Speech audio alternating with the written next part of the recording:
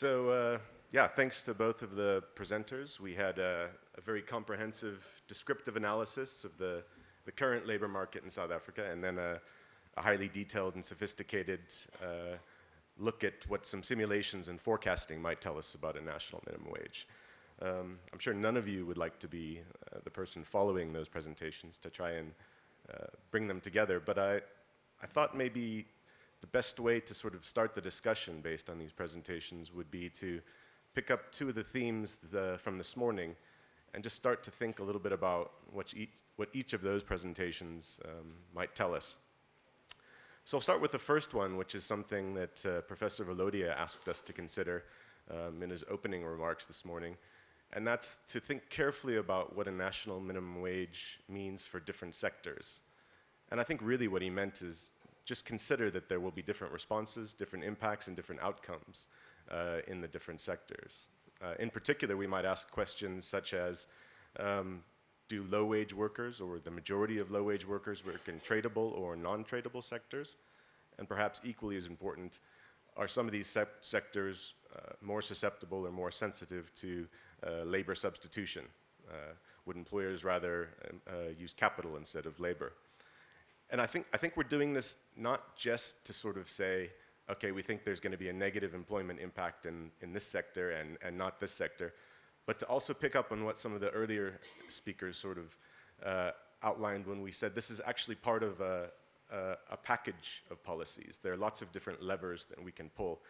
And I think what I'm sort of getting out of what we've said so far is that we need to think carefully about what other packages or policy mechanisms might come with a national minimum wage, because they are likely to differ by sector.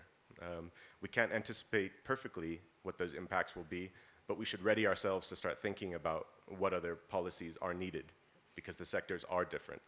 I thought it was particularly interesting, for example, and I think not unexpected for the majority of us in the room, that when Arden presented estimates of where a national minimum wage might bind, it didn't really matter where the minimum wage was set. Agriculture and domestic work came up to be far different from the other sectors. I thought it was interesting, followed by construction, trade, and manufacturing. And within manufacturing, I noticed that textiles and furniture were considerably different. So I think this is what Professor Valodia had in mind, just keeping in mind the sort of the heterogeneous sort of impact of a national minimum wage, and to think about what we need to do. Similarly, Ashgar pointed out the difference in his model with the employment effects in manufacturing being possibly positive, where in services being slightly negative, again, with very low numbers. So I think what I took out of these particular presentations is that we are starting to at least begin a conversation about how the minimum wage will sort of differ across sectors, and we need to continue that and be careful in the way that we do that. But again, not to say that it doesn't mean we shouldn't do this, it just means consider the impacts are different. And I think we expected that, particularly with agriculture and domestic work. The second theme from this morning that I think both of these presentations added quite a bit to is the idea of how to set a national minimum wage, right? We need to start thinking about the mechanisms for that. Everyone's been careful to say we don't have that number in mind, but here are a couple different ways we can look at setting that national minimum wage. One of the sort of clearest suggestions was that it should be evidence-based, and I think that's where there's agreement across the board. Of course, it needs to be an evidence-based decision about where a national minimum wage should be.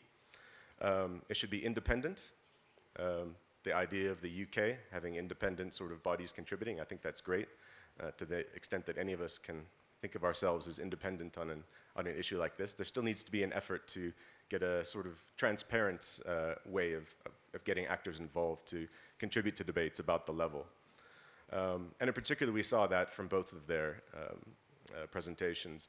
You saw it's actually not that easy from Arden's presentation to get what is the mean or median, right? It depends on how we define that, but we've got a rough idea based on the current economy where a normative or a benchmark might be if we're using mean and median.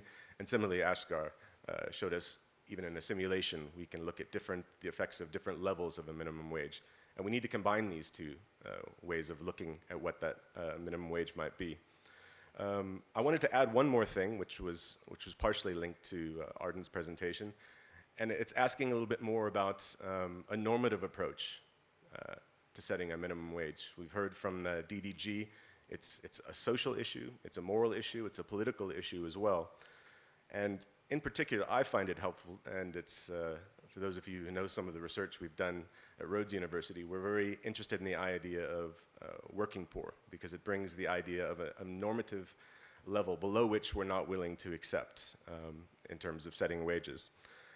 Another way to look at it is, if we looked at Arden's paper, for example, how thinly do workers currently spread their wages across their households? So it's not just the wage, but what do we know about how workers are spreading those earnings? And the ILO refers to this as decent work, and if a worker is not earning a level of income at which she or he and their family members are living above a certain minimum, then it's not decent work and it's not acceptable. So it starts to link a minimum wage with at least some other levels which we've discussed in South Africa.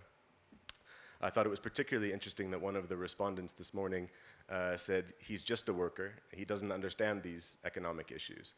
But I'd much rather prefer to think that someone who lives in a household that has to share 2,500 Rand across 5 people is a pretty sharp economist and extremely good at budgeting. And that goes to the core of what a working poverty analysis can tell us. So these are some of the reasons why we consider things which we've discussed in other spheres, such as a poverty line, in the context of a minimum wage.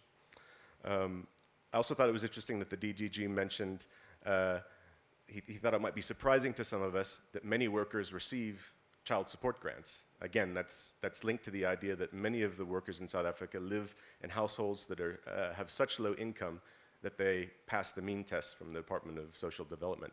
Some of the work we've undertaken at Rhodes shows that the majority of the working poor in South Africa have at least one of the means-tested social grants in their households. So they're living below the poverty line, even though they're employed and have access to one of the means-tested social grants. So what does that tell us from a normative sense? Is that okay? Using a much more conservative poverty line, we find that a third of workers in 2012 lived below even a more conservative line than we've been discussing, including in Arden's paper there. So it's a way to sort of contribute to the debates from a different type of benchmark, not just mean and median wages. And finally, one of the things we came up with in the research we've done at Rhodes is that even at that conservative poverty line, half of poor South Africans live with an employed person in South Africa. So when we talk about where things bind, I think it's important to keep in mind that for half the poor population, even at a conservative poverty line, unemployment is the main problem. No one in their household has employment. But for fully half of poor South Africans, the main problem is they have a connection to the labor market, but it doesn't bring their income, their household income, to a level of below a very, very poor poverty line. I think it's also crucial to mention that when we discuss these poverty lines and we talk about issues of the working poor, we're not talking about anything that can be conceived as a minimum living level. These poverty lines are levels at which, or even if you live just above, are not enough for you or your household members to live or sort of contribute in any meaningful way to the economy. So I think it speaks very much in particular to some of the simulations that Asghar showed, showing how the demand for social grants might actually be a part of the story of a minimum wage. And it's not just a few workers in South Africa that live in households with grants, but very many of the working poor also depend on these grants currently, so we need to consider sort of some of the wider aspects of a minimum wage. I think I'll stop there. Thanks.